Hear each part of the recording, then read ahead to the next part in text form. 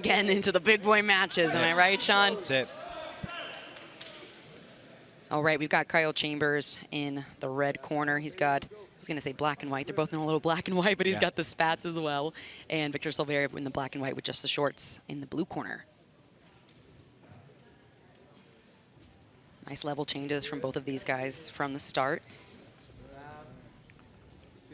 They both do have very strong wrestling, right, Sean? So you notice that when they get closer to each other, they immediately lead with their hands and their heads so they can kind of telegraph some of the takedowns that could potentially be coming in.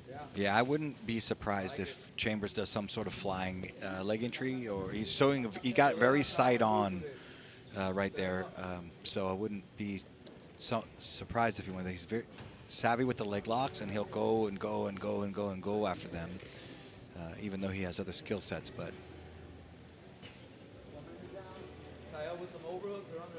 yeah, Kyle is fun to watch because you never really know what you're going to get. He's very much a mixed bag. He's dangerous from everywhere. And his legs are usually quite a bit longer than the people he competes against. So like you said, with those flying submissions, the leg locks, he can be very dangerous. Yeah. Victor Silverio, though, one of the scrappiest guys you could ever watch. Yeah. I mean, he is tough as nails. Yeah, you saw him touch the foot there. He's got very good judo skills. Some big pushes there from Victor Silverio, looking to create some space or maybe just throw Kyle off his game. Inside collar tie there for Victor. One of the things you'll notice about Victor is even in these wrestling exchanges, he always does a very good job at fighting for inside position. So you never see him reach for outside ties. He's always fighting inside, which makes it very difficult for the opponent to get in on any sort of strong upper body attacks that lead to those lower body entries.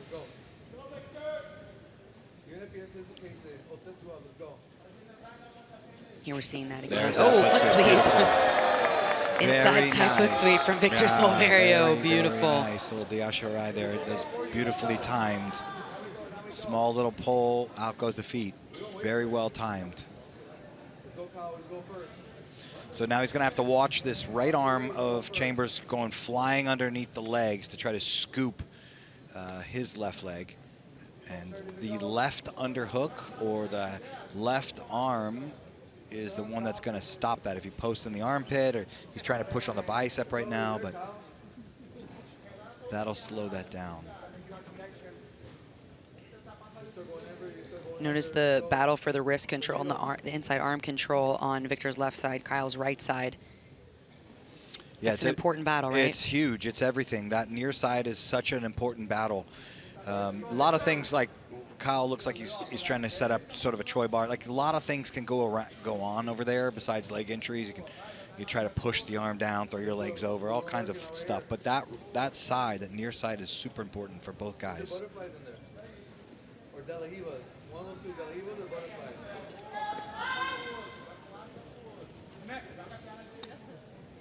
One thing you'll see Victor do really well that I've noticed over the years is he has a great combination of outside and close passing. So he was trying some close passing there, wasn't able to get the angle he wanted. So you can see he's now being very insistent on backing out and trying to find a better angle before he recloses the distance. And I think that's the sign of really high-level, mature passers when they can combine those distances together. Absolutely agree.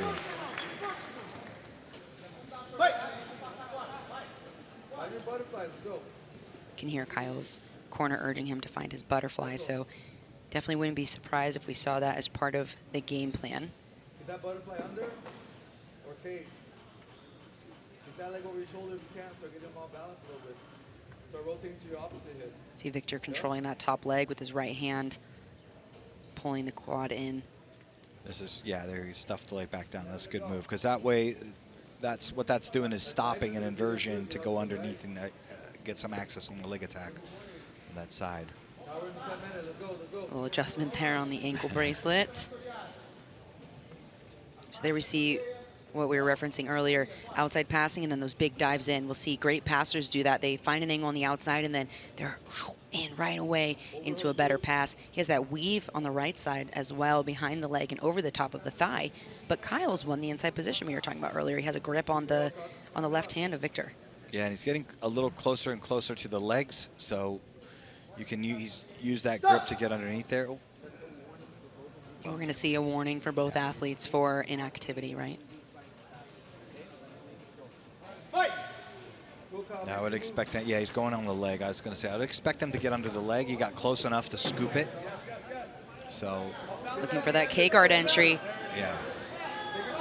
He comes all the way over. Yeah, if he can twist this heel out. Notice how Victor's trying to clasp his hands, together to maybe turn this into a leg drag, but I think he's got Victor's leg all the way up next to his ear now, and he does.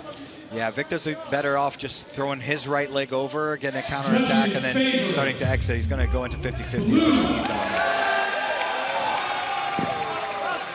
Victor is able to high step out of that position and also gets a nod at the judge's favor there. It's not an official score, but it does tell us where the judges' minds are at. Obviously not anything too massive happening in the opening minutes of this match, but maybe a slight nod towards Victor on some of the action.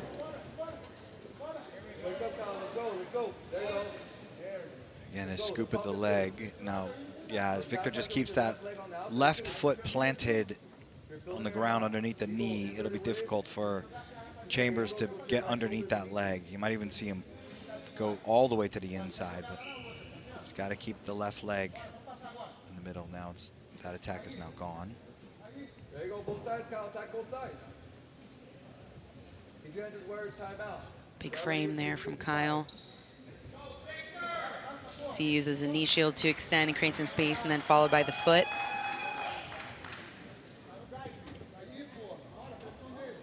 One of the things I'm starting to notice is that, and then of course, before I go into that, I mentioned earlier, we got Boogie and Gio Martinez in the corner of Kyle Chambers. Pretty star-studded corner. Yeah. Great support, and we're able to hear some of the coaching over here at the commentary table as well. We've been hearing a lot of urging, and there's Boogeyman, or Richie, otherwise known as Boogeyman Martinez, in the corner as well. And we've heard a lot of urging for butterfly attacks. We've heard a lot of insistence around K-guard attacks. We did see that earlier when he entered the legs briefly.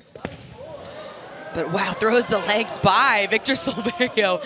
Almost had a look at a pass there. He had some chest to hip connection, not quite chest to chest, but had a bit of connection there for a moment. Yeah, and those things will set up they're going to set things up later if you're throwing the legs by, having some success. And I don't know what happened. Maybe we'll see a replay of if there was a collision of elbows or if it was a finger. I don't really know. It was a knee.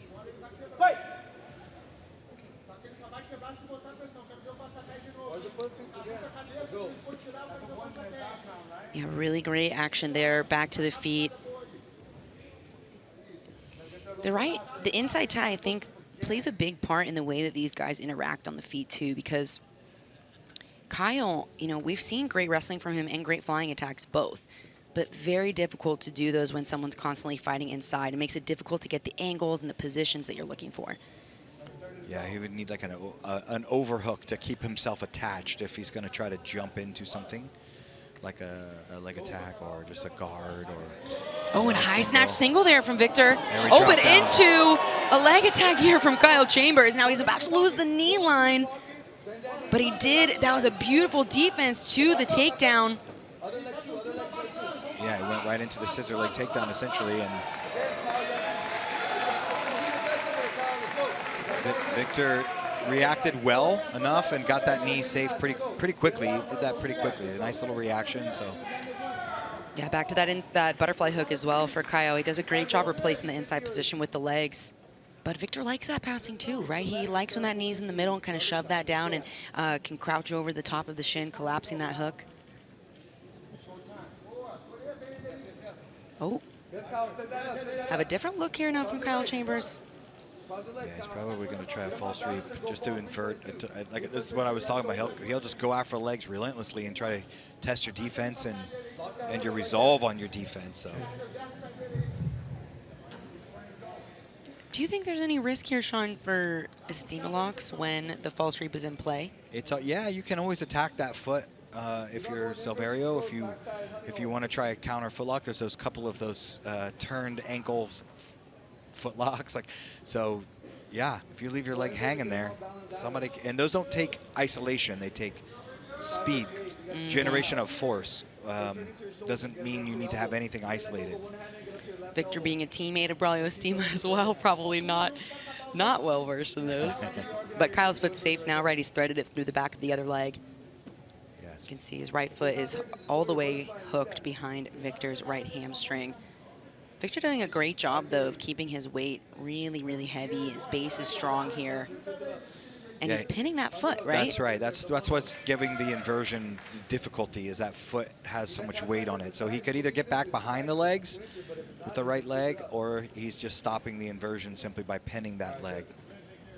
Yeah, it was interesting to notice a bit of a chess match situation there, because Victor was pinning that foot to the ground, and so it was almost a game of patience to see when Kyle would let go and release position or try to force something that wasn't there and put himself in trouble. Yeah. So Kyle exited there, and now they're back to the feet. Yeah. And we're about to come up on another judge's favor as well, so we'll see. Whoa, right into the red carpet, these guys. They're going into the out of bounds, yeah. Yeah, that was a nice single. Finished out of bounds, so probably just come back.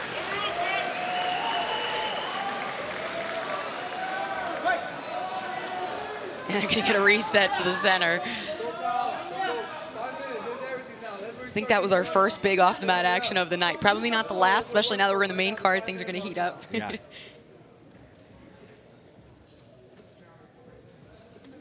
And now it's Kyle with that insistence on the inside position. There's a bit of a shift. You can see that sometimes when we start to fatigue on the feet with these wrestling positions.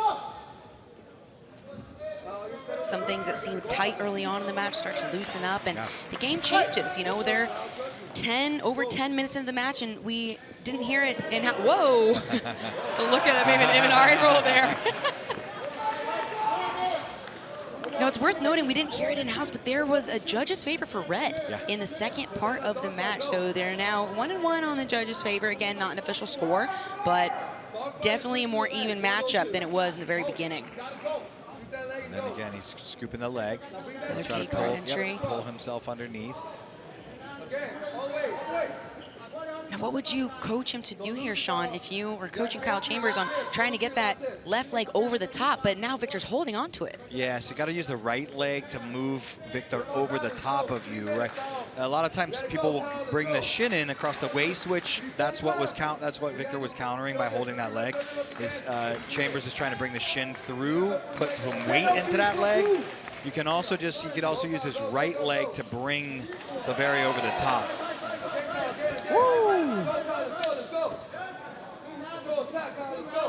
Over the shin again. That's a very common sequence we're seeing from Victor Silverio. Some last-minute knee cut attempts there, looked like. Yeah, certainly picked up the pace. You know, we hear Kyle's corner. Again, he's right next to us, both Gio and Richie, and they're urging him to really make the most of the last 3 minutes, right? There's a pretty, whoa, little attack there from Victor Silverio on that foot. Is that a toe hold, Sean? It looked like a heel hook. I think it was just a heel hook. Okay. But like, if you rip them hard enough, like I say, you don't have to have isolation if you create that force, and the speed has a lot to do with that. So, man, just 245 in a match like this that's been pretty evenly contended. There's a lot of pressure, and the time goes fast, right? It's not like in the beginning where anything can happen. When there's 2:30 left, the time starts moving quickly because each one of these guys is trying to make the definitive shift in the match that's going to win them either the decision or maybe even lead to a submission in the end. yeah. You can see Victor really insistent on fighting to free his hands there, doesn't want to get tied up in those grips. And